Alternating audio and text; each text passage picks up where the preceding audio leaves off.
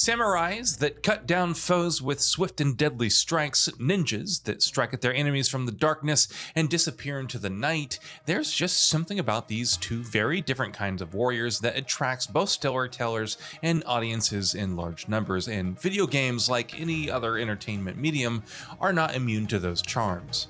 Over the years, dozens upon dozens of excellent games have done some memorable stuff with samurais and ninjas, and that's seen even more of an uptick in recent years. And now that it's been some time since we've spoken about our favorite games with samurais and ninjas in them, here we're going to speak about a few more. Ghost of Tsushima. Let's start with the most obvious choice, because obviously there was no way that Ghost of Tsushima wasn't going to be in this list. Living the samurai power fantasy in a vast, richly created, beautifully open world that is brimming with striking vistas, Ghost of Tsushima's accomplishments are defined by all of this and so much more. Just as deserving of praise is the combat, which serves up the perfect samurai experience, and as you play more and Jin keeps moving forward and further away from the code of honor he's been bound by his entire life, those gameplay mechanics begin changing as well, allowing for much more brutal, deadly, efficient, and silent ways of dispatching enemies. SEKIRO: Shadows Die Twice. Just as much of an obvious choice as Ghost of Tsushima, if not more so. After crafting incredible RPGs allowing ridiculous levels of choice and build variety, From Software shifted gears in 2019 and delivered SEKIRO: Shadows Die Twice, a much more action-oriented game that wanted you to master its systems in very specific ways, rather than letting you craft a build that suits your playstyle. For many, that wasn't the right move, but for a huge number of people, SEKIRO stands toe-to-toe with From's best works. The combat was hugely responsible for that, with its intense focus on parries and blocks and dodges, which, of course, made perfect sense for a game in which you play as a highly trained shinobi. Ghost Runner. Now, for some reason, video games really love cyber ninjas. Now, no, cyber ninjas obviously aren't exclusive to video games, but this medium in particular has a pretty blatant obsession with them.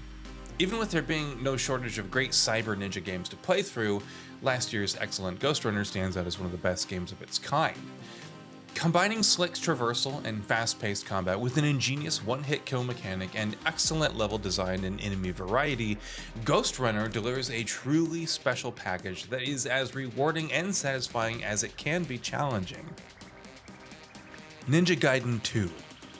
When it comes to character action games, Ninja Gaiden 2 is arguably the best game the genre has seen to date, which says a lot about the enduring quality of the game given how many excellent character action games are vying for that throne. Scintillating combat, grueling challenges, and incredible mechanical and systemic depth have always been hallmarks of the Ninja Gaiden games, and all of that and more is on full display in Ninja Gaiden 2, better perhaps than any other game in the series. Cyber Shadow. Okay, so speaking of cyber ninjas, here's another game that sees you playing as a cyber ninja, which isn't surprising given its name. And though one passing look at Cyber Shadow might give you the impression that it's another in a long list of games that takes inspiration from classic Ninja Gaiden titles, it's actually a really great game. The combat feels tight and challenging, the boss fights are solid, it looks solid. Cyber Shadow isn't a headline-grabbing game, no, but if you're looking to scratch an old-school Ninja Gaiden itch, this might be the game for you. The Messenger. Given how many 8-bit Ninja Gaiden era-inspired indie games we've seen in recent years, it's not surprising that two of them should be on this list.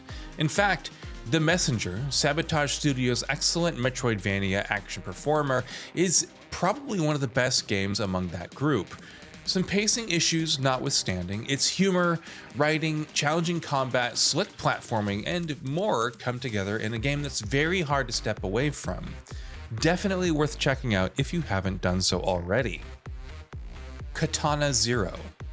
Alright, we've got more indie side-scrolling action platformers to talk about here, but Katana Zero is quite different from the likes of, say, The Messenger.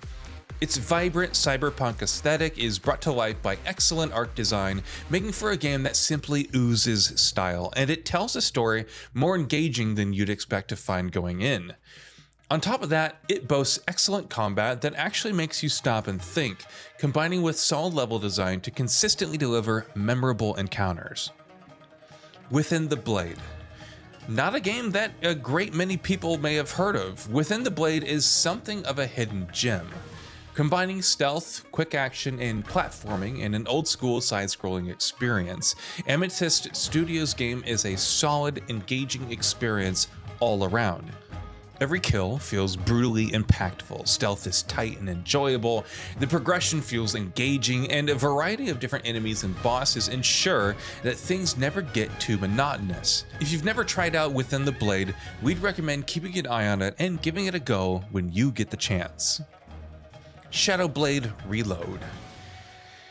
This too is a game that isn't exactly the most high-profile release, especially in this group of titles, but Shadow Blade Reload is such an easy game to recommend for fans of the stealth action genre.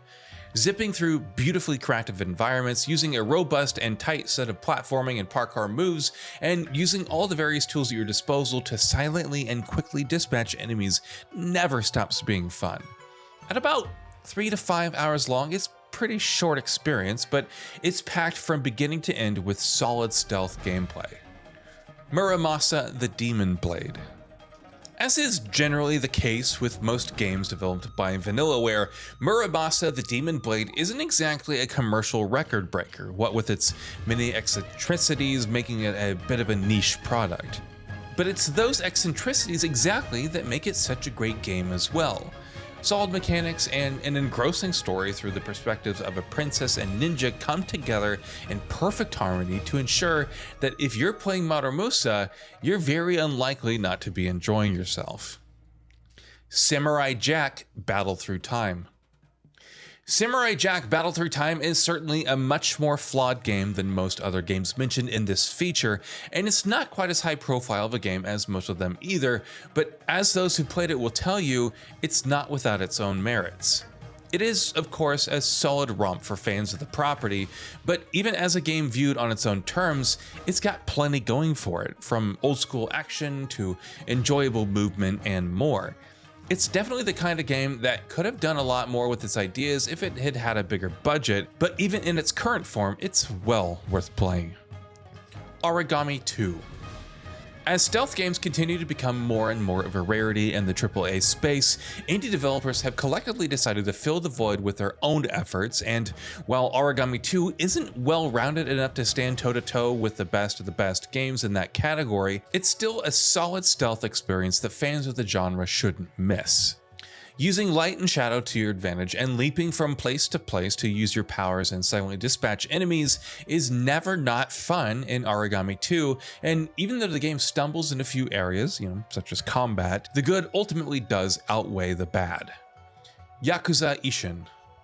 Yakuza as a series isn't afraid to experiment. Some might say that only became the case recently with Yakuza Like a Dragon, but even during the long period where the series stuck with its brawler formula, it was still doing some pretty wild and experimental stuff every now and then.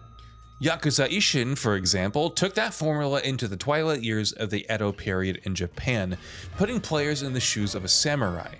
Ishin was, of course, not the first game in the series to do that, following in the footsteps of Yakuza Kenzan, and those who've played them will tell you that both games deserve more attention.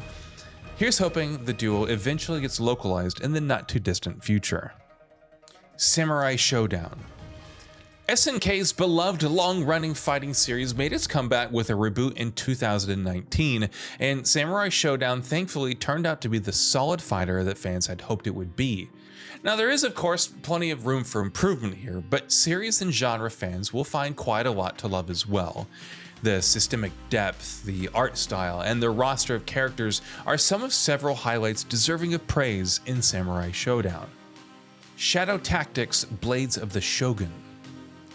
Mimimi Games has established itself as a developer of excellent real-time tactics games, perhaps even the best in the industry right now. While 2020's Desperados 3 helped cement that position, it was with Shadow Tactics Blades of the Shogun in 2016 that they made their first mark.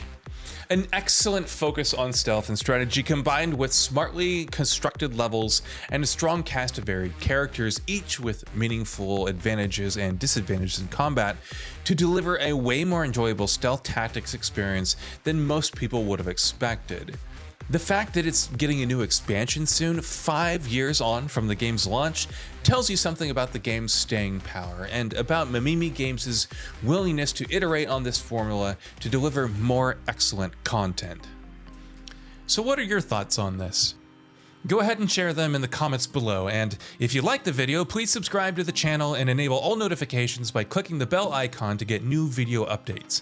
We upload every day and would really appreciate your support. Thanks for watching.